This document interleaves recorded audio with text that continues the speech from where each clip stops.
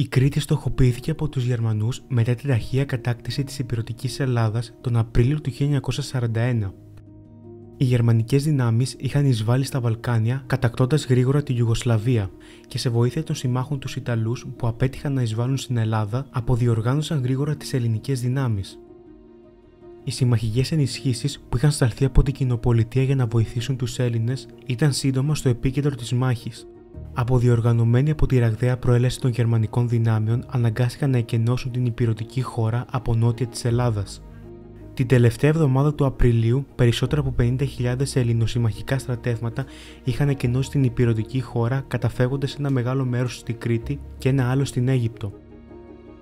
Η ανώτατη γερμανική διοίκηση την περίοδο εκείνη βρίσκονταν απασχολημένη με την επιχείρηση Μπαρμπαρόσα, την εισβολή της Σοβιετικής Ένωσης. Ο Χίτλερ και άλλοι στρατηγοί διατηρούσαν αρνητική στάση σε μια επίθεση κατά της Κρήτης, γιατί θα καθυστερούσε τα σχέδιά τους κατά της Σοβιετικής Ένωσης. Όμως, η κατάκτηση του νησιού θα τους παραχωρούσε πολλά προνόμια. Ένας λόγος ήταν ότι στην Κρήτη υπήρχαν αεροπορικές βάσεις της βασιλικής πολεμικής αεροπορίας, τα οποία ήταν περισσότερο από ικανά να χτυπήσουν τα ζωτικής σημασίας κοιτάσματα πετρελαίου στη Ρουμανία. Πετρέλαιο που η Γερμανία του χρειάζονταν όλο απαραίτητο για την επικείμενη επίθεση στη Σοβιετική Ένωση. Επίσης, η Κρήτη, εξαιτίας της γεωστρατηγικής της θέσης στο μέσο της λεκάνης της Ανατολικής Μεσογείου, δίνει σε όποιον την κατέχει τον έλεγχο της Ανατολικής Μεσογείου και από την οποία μπορεί να πραγματοποιήσει αεροναυτικές επιχειρήσεις προς πολλές κατευθύνσεις. Έτσι, η κατάκτηση του νησιού θα έδινε στους Γερμανούς μια καλή βάση στην Ανατολική Μεσόγειο, όπου θα άνοιγε τον δρόμο για πολεμικές επιχειρήσεις προς την Κύπρο και την Νότια Αφρική κατά των συμμάχων. Μια θαλάσσια εισβολή κινδύνευε να αγρυπνήσει τις βρετανικές ναυτικές δυνάμεις που υπερτερούσαν στη Μεσόγειο θάλασσα. Αλλά οι Γερμανοί θα μπορούσαν επίσης να καλέσουν άρτια εκπαιδευμένες αερομεταφερόμενες δυνάμεις για την εισβολή του νησιού, μιας και αυτοί είχαν υπεροχή στους αιθέρες. Ο στρατηγός Gerd Student, ηγούμενος των μονάδων αλεξιπτωτιστών, παρουσίασε ένα σχέδιο που προέβλεπε αεραπόβαση στο νησί. Αφού ο Χίτλερ διαβεβαίωσε ότι με τα δεδομένα που του παρουσίασαν δεν θα διαταράσσονταν σοβαρά τα σχέδιά του στην Ανατολική Ευρώπη, συμφώνησε στην εισβολή της Κρήτης. Η εισβολή της Κρήτης τέθηκε υπό την κωδική ονομασία Ερμής. Ο στρατηγός Αλεξάνδρ Λόρ ανέλαβε την διοίκηση της επιχείρησης, όμως ο Student ανέλαβε την διεύθυνση της αεραπόβασης. Περίπου 15.000 Γερμανοί στρατιώτες κατατάχθηκαν για την επιχείρηση Ερμής, από τους οποίους οι 10.000 ήταν αλεξιπτωτιστές και οι 5.000 ορεινό πεζικό.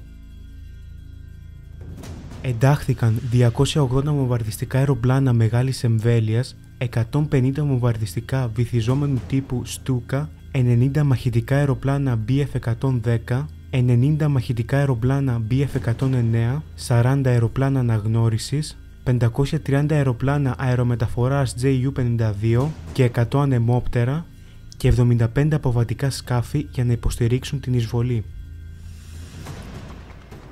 Οι γερμανικές δυνάμεις χωρίστηκαν σε τρεις ομάδες, την Κομίτης, Άρης και Ορίων. Η επίθεση θα πραγματοποιούνταν σε δύο κύματα. Στο πρώτο κύμα, η ομάδα Κομίτης θα αεροποβιβαζόταν για την κατάληψη του αεροδρομίου Μάλεμε και ένα σύνταγμα από την ομάδα Άρης για την κατάληψη των Χανίων. Στο δεύτερο κύμα, η ομάδα Άρης για την κατάληψη του Ρεθύμνου και η ομάδα Ορίων για την κατάληψη του Ηρακλείου. Στην Κρήτη βρίσκονταν περίπου 31.500 στρατιώτες της κοινοπολιτείας και συγκεκριμένα Βρετανοί, Αυστραλοί και Νεοζηλανδοί και 11.500 Έλληνες στρατιώτες.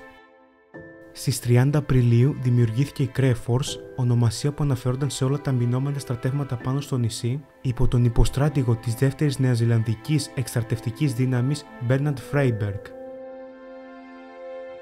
Η προστασία του νησιού φαίνεται να είναι μια δύσκολη δουλειά. Κατά την υποχώρηση από την ηπειρωτική χώρα, οι Βρετανοί αναγκάστηκαν να αφήσουν τον βαρύ εξοπλισμό τους και πολλά οχήματα. Περισσότεροι από τους στρατιώτες που είχαν φτάσει στο νησί είχαν φτάσει με τίποτε περισσότερο από το προσωπικό τους όπλο. Τα πολεμοφόδια ήταν ελάχιστα και δεν υπήρχαν πολλά εργαλεία για την κατασκευή αμυντικών θέσεων. Τα βαρέα όπλα, τα άρματα μάχης και το πυροβολικό ήταν λίγα. Επίσης δεν μπορούσε να υπάρξει και τακτική αεροπορική υποστήριξη από τη βασιλική αεροπορία, καθώς ήδη δραστηριοποιούνταν σε άλλα σημεία στη Μεσόγειο. η γεωμορφολογία του εδάφους δυσκόλεψε λίγο πολύ τη δουλειά. Τα σημεία κλειδιά του νησιού, που ήταν τα αεροδρόμια στο Μάλεμε, στο Ρέθυμνο και στο Ηράκλειο και το λιμάνι της Σούδας, βρίσκονταν όλα στην βόρεια μεριά, κοιτάζοντας την γερμανική πλέον κατεχόμενη ηπειρωτική Ελλάδα. Η απώλεια ενός από αυτών των σημείων θα έκανε την άμυνα του νησιού αδύνατη, δίνοντας στους Γερμανούς τη δυνατότητα να λάβουν ενισχύσεις από την ηπειρωτική χώρα. Όμως, παρόλα τα προβλήματα που αντιμετώπιζαν, είχαν ένα σημαντικό πλεονέκτημα. Ήταν πλήρως ενημερωμένοι για τα σχέδια των Γερμανών για την εισβολή τους στη Κρήτη. Χάρη στην αποκρυπτογράφηση του συστήματος Ένιγμα από τους Βρετανούς, ήταν πλέον γνωστό πως οι Γερμανοί ετοιμάζονταν για αερομεταφερόμενη επίθεση στην Κρήτη. Το μόνο που δεν γνώριζαν ήταν το πότε θα διεξαγόταν η επιχείρηση αυτή. Η Κρέφορς είχε ως εξής. Οι ελληνικές δυνάμεις αποτελούνταν από 3 τάγματα της 5ης Μεραρχίας του Ελληνικού Στρατού, το τάγμα Φρουράς Ηρακλείου από αξιωματικούς ιοπλίτες της Σχολής Υποπλητών Χωροφυλακής, 8 τάγματα από τα κέντρα εκπαίδευσης Πελοποννήσου που οργανώθηκαν σε συντάγματα πεζικού και 300 ευέλπιδες. Οι δυνάμεις κοινοπολιτείας αποτελούνταν από την 2η Νεοζηλανδική Μεραρχία, την 19η Αυστραλιανή Ταξιαρχία και την 14η Ταξιαρχία Πεζικού του 6ου Βρετανικού Τμήματος. Οι σύμμαχοι διέθεταν περίπου 90 πυροβόλα διαφόρων διαμετρημάτων, 9 άρματα μάχης Μαλτίντα ΜΚ2 και 16 ελαφρά άρματα μάχης ΜΚ16. Σε αντίθεση με τους Γερμανούς, δεν υπήρχε αεροπορική υποστήριξη. Ο Φράιμπεργκ όρισε τις δυνάμεις σε 4 τομείς: Μάλεμε Αγιάς, Χανιά Σούδα, Γεωργιούπολη Ρέθυμνο και Ηράκλειο. Ο στόχος ήταν η άμυνα του νησιού και η παρεμπόδιση του εχθρού να χρησιμοποιήσει τα αεροδρόμια και τα λιμάνια. Το πρωί της 20ης Μαΐου διεξάγεται η επιχείρηση Ερμής.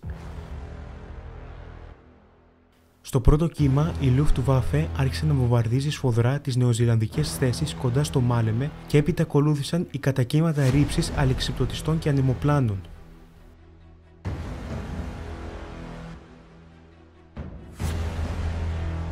Η ομάδα Κομίτης ήταν η πρώτη που αεροποβιβάστηκε κοντά στην περιοχή του Μάλεμε, συνοδευόμενη από 3 μοίρες της ομάδας Άρης.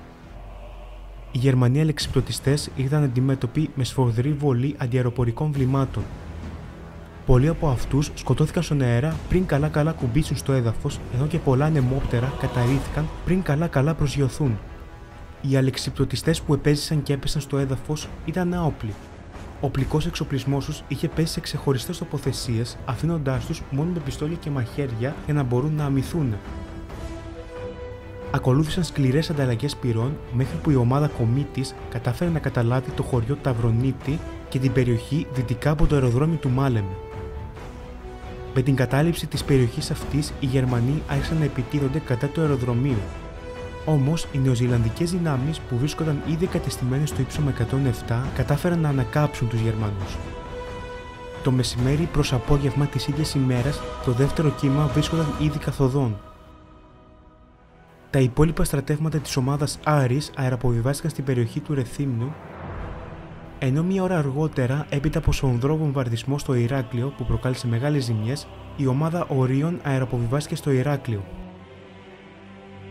Όπως και στο πρώτο κύμα, οι Γερμανοί υπέστησαν βαριές απώλειες κατά την αεροπόβασή τους. Στον τομέα του Ρεθύμνου, οι Γερμανοί πραγματοποίησαν επίθεση στο Ρέθυμνο και δυτικά του αεροδρομίου. Οι επιθέσεις απεκρούστηκαν, όμως κατάφεραν να καταλήψουν τους λόφους νότια του Ρεθύμνου. Στον τομέα του Ηρακλείου, οι Γερμανοί που είχαν στόχο την κατάληψη του αεροδρομίου εξουδετερώθηκαν από βρετανικές και αυστραλιανές δυνάμεις που το προστάτευαν. Στο Μάλεμε, η μάχη στο ύψομα 107 ήταν σφοδρότατη, με τους Νεοζηλανδούς να μείνονται με τόλμη. Όμως, οι απώλειες και οι ζημιές που υπέστησαν τους οδήγησαν τα χαράματα της 21ης Μαΐου να εγκαταλείψουν το σημείο και να συμπηχθούν νοτιοανατολικότερα. Οι Γερμανοί, επωφελούμενοι της κατάστασης αυτής, κατέλαβαν το αεροδρόμιο του Μάλεμε και άρχισαν να αερομεταφέρουν πλέον φρέσκο ανθρώπινο προσωπικό, πολεμοφόδια, εξοπλισμό και βαρύ εξοπλισμό στο νησί. Στο Κολυμπάρι, δυτικά του Μάλεμε, οι Έλληνες ευέλπιδες απέκρουσαν επιτυχώς γερμανικές δυνάμεις. Η έλλειψη όμως πυρομαχικών και οι απώλειες που υπέστησαν τους ανάγκασαν να συμπηχθούν σε νέα τοποθεσία. Στην κοιλάδα Αγιάς, ελληνικές δυνάμεις εγκατεστημένες νότια του χωριού Γαλατά δέχτηκαν σκληρές επιθέσεις που ανάγκασαν να υποχωρήσουν προς το χωριό του Γαλατά. οι Γερμανοί οργανώθηκαν στην περιοχή των φυλακών Αγιάς και επιτέθηκαν για την κατάληψη της Σούδας και των Χανίων. Οι μεγάλες απώλειες όμως οδήγησαν στην αποτυχία του αντικειμενικού του σκοπού και στην σύμπτυξη αυτών σε αμυντικές ζώνες στις φυλακές Αγιάς σε περίπτωση αντεπίθεσης. Κατά τη διάρκεια των μαχών, μεγάλο μπαράζ βομβαρδισμών από γερμανικά Στούκας έπληξαν τις ελληνοσυμμαχικές θέσεις στο Μάλεμε, στο Ρέθυμνο και στο Ηράκλειο σε μια προσπάθεια για μια νέα επίθεση από τους Γερμανούς. Το πρωί της 22ης Μαΐου, νεοζηλανδικές ομάδες από το Μάλεμε πραγματοποίησαν αντεπίθεση για την ανακατάληψη του υψώματος 107 και του αεροδρομίου. Η γερμανική αντίσταση ήταν ισχυρή, οδηγώντας στην αποτυχία της επιχείρησης. Στο Ρέθυμνο, ελληνοσυμμαχικές δυνάμεις πραγματοποίησαν δύο αντεπιθέσεις, με αντικειμενικούς σκοπούς την εκαθάριση του ανατολικού κομματιού και την ανακατάληψη του λόφου Α. Και οι δύο αντεπιθέσεις απέτυχαν. Στον τομέα Ηρακλείου επαναλήφθηκε βομβαρδισμός, ο οποίος προκάλεσε μεγάλες ζημιές. Ακολούθησε επίθεση από τους Γερμανούς από τα δυτικά. Οι μάχες ήταν σκληρές, κοστίζοντας και στις δύο πλευρές πολλές απώλειες. Οι Γερμανοί αποθήθηκαν και αναγκάστηκαν να συμπηχθούν κοντά στο χωριό Γάζι. Τη νύχτα της ίδιας ημέρας έγινε απόπειρα της πρώτης ναυτικής απόβασης στο νησί, αποτελούμενη από 20 πλωτά γερμανικά μέσα συνοδευόμενα από ένα ιταλικό αντιτορπιλικό. Η μοίρα του βρετανικού στόλου που περιπολούσε στο κρητικό πέλαγος κατάφερε να αποτρέψει την απόβαση, βυθίζοντας περίπου το 1/2 των εχθρικών πλωτών μέσων και καταστρέφοντας βαρύ οπλισμό. Τα χαράματα της επομένης, την 23η Μαΐου, έγινε απόπειρα νέας ναυτικής απόβασης στο Ηράκλειο από την ομάδα Ορίων, που αποτελούταν από περίπου 40 πλωτά μέσα συνοδευόμενα από ένα ιταλικό θωρηκτό πλοίο. Όπως και την πρώτη φορά, έτσι και τώρα η απόβαση αποτράπηκε από το βρετανικό πολεμικό ναυτικό. Τη νύχτα της 23ης με 24ης Μαΐου, οι Γερμανοί, ενισχυόμενοι πλέον και καλά οργανωμένοι, άρχισαν να προωθούν τους ελληνοσύμμαχους, αναγκάζοντάς τους να υποχωρούν ανατολικότερα. Από την 24η Μαΐου και έπειτα, η γερμανική κατάληψη του νησιού είχε πλέον κριθεί. Οι Γερμανοί τις επόμενες ημέρες είχαν προελάσει μέχρι και το λιμάνι της Σούδας. Πραγματοποιήθηκαν αλλεπάλληλοι βομβαρδισμοί τόσο κατά συμμαχικών αμυντικών θέσεων, όσο και σε πλοίων του βρετανικού στόλου που βρίσκονταν στην περιοχή. Μέχρι και την 27η Μαΐου, οι Γερμανοί είχαν τον πλήρη έλεγχο των κύριων δρόμων που οδηγούσαν προς το λιμάνι της Σούδας και οι συμμαχικές δυνάμεις άρχισαν να υποχωρούν. Οι αλλεπάλληλοι βομβαρδισμοί από τη Luftwaffe και η απελπιστική κατάσταση των ελαχίστων πολεμοφοδίων είχαν ως αποτέλεσμα να διαταχθεί ολοκληρωτική υποχώρηση των Ελληνοσυμμάχων από την Κρήτη. Οι Ελληνοσύμμαχοι άρχισαν να υποχωρούν πηγαίνοντας προς το χωριό Σχώρας Σφακίων, από όπου το βασιλικό πολεμικό ναυτικό θα τους εκένωνε προς την Αίγυπτο. Η εκένωση των συμμάχων έγινε μέσω της οροσειράς Λευκά Όρη και πραγματοποιούνταν κατά τη διάρκεια της νύχτας για την αποφυγή βομβαρδισμών από τη Luftwaffe την ημέρα. Το απόγευμα της 27ης αποβιβάστηκε η Ιταλική μεραρχία προερχόμενη από τη Ρόδο και αποτελούμενη από 3.000 στρατιώτες υποστηριζόμενοι από 13 ελαφρά άρματα μάχης στις βορειοανατολικές ακτές της Κρήτης και συγκεκριμένα στο χωριό Σίτια. Χωρίς να εμπλακούν σε καμία εμπλοκή, άρχισαν να προελάβουν από τα ανατολικά. Αποδυναμωμένα τάγματα Αυσαλών και Νεοζηλανδών έστειλαν στην οδό Τσικαλαρίων νοτιοανατολικά των Χανίων αμυντική γραμμή προκειμένου να καμφθεί η επέλαση των Γερμανών. Καθώς ένα γερμανικό τάγμα προχωρούσε προς την οδό, οι αντιστεκόμενοι πραγματοποίησαν εντυπωσιακή έφοδο με την κλασική τακτική των ξυμφολόχων, ευνηδιάζοντας τους Γερμανούς και προκαλώντας τους μεγάλες απώλειες. Η προσωρινή αυτή απόδοση των Γερμανών κέρδισε πολύτιμο χρόνο για την υποχώρηση των συμμάχων. Η εμπλοκή αυτή έγινε γνωστή ως η μάχη της 42ης Οδού. Τις επόμενες 4 ημέρες, το βασιλικό ναυτικό είχε κενώσει πολλούς στρατιώτες από τις νότιες ακτές της Κρήτης. Οι Νεοζηλανδοί που αντιστέκονταν ακόμα αποθόντουσαν όλο και πιο κοντά προς τα σφάκια από την γρήγορη επέλαση των Γερμανών. Περίπου 18.000 από τους 40.000 στρατιώτες είχαν επιτυχώς εκενωθεί από το νησί, με τους υπόλοιπους να είχαν μείνει πίσω, ανέρχοντας στις απώλειες σε περίπου 23.000. Όσοι εκενώθηκαν κατευθύνθηκαν προς την Αλεξάνδρεια. Οι υπόλοιποι περασπιστές που είχαν μείνει στην Κρήτη παραδόθηκαν την 1η Ιουνίου. Στα ανατολικά, οι Γερμανοί συναντήθηκαν με τους συμμάχους τους Ιταλούς στην Ιεράπετρα, φέροντας έτσι το τέλος στη μάχη της Κρήτης.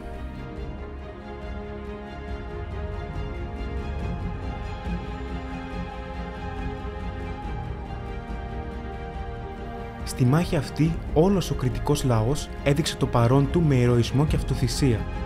οι Γερμανοί ήρθαν αντιμέτωποι με μεγάλη και στεναρή αντίσταση από τους κριτικούς, οι οποίοι με οτιδήποτε είχαν μπήκαν στην πρώτη γραμμή για να πολεμήσουν τον εχθρό για την ελευθερία του τόπου τους. Όλοι οι κριτικοί από τη στιγμή της έναρξης της μάχης μέχρι και την εκένωση των συμμάχων στάθηκαν ενεργοί με πνεύμα αυτοθυσίας και τόλμης. Ήταν η πρώτη φορά όπου οι Ναζί αντίκρισαν τόσο εκτενής αντίσταση από άμαχο λαό.